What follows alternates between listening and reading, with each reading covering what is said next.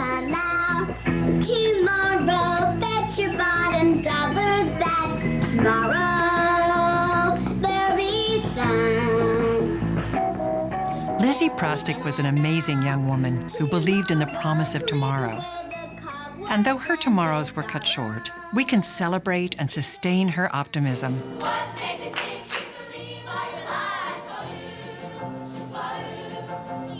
Lizzie lived large. She loved the stage and brought it to life with her voice and her energy as a talented child and as she grew into a woman. Her world was full of loving friends and family, and success in class, in sports, with girls, and with boys.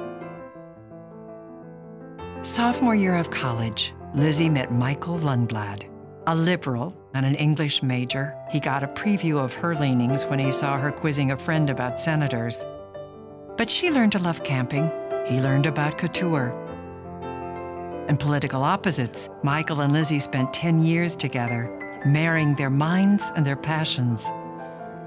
Michael loved her boldness and her softness, her interest in so many different types of people, and ability to remember the small details of their lives. The time she made to talk with her grandmother, her pearls, her red shoes that said she was not afraid to be noticed. She was not afraid. Lizzie's intellect and drive were rewarded with exciting opportunities. She blazed through the University of Pennsylvania and into the halls of government, determined to win in every venue and for every cause that was important to her. Her work for senators and on committees quickly made her a Washington insider. She rose to chief privacy officer and senior advisor to the Secretary of Commerce before being lured away to the private sector. Not yet a lawyer, she was named managing director at Sonnenschein, Nath, and Rosenthal in Washington, D.C., and was completing her law degree at night at George Washington University when she died. When Lizzie was awarded a posthumous degree at the law school graduation, the entire audience stood in tribute to her spirit. Lizzie was 31 when she was diagnosed with stage 4 metastatic breast cancer, and her daughter Harper was 4 months old. Michael did research. Lizzie didn't want to know the odds, expecting to beat them. But the cruel reality was that although breast cancer is generally curable, metastatic breast cancer is not. And they found little support to help them deal with the psychological and emotional realities they had to face.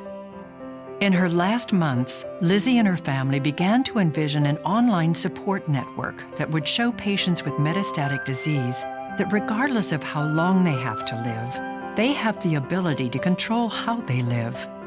This was Lizzie's final cause, and one which will be honored. Lizzie wanted to see her daughter's first birthday.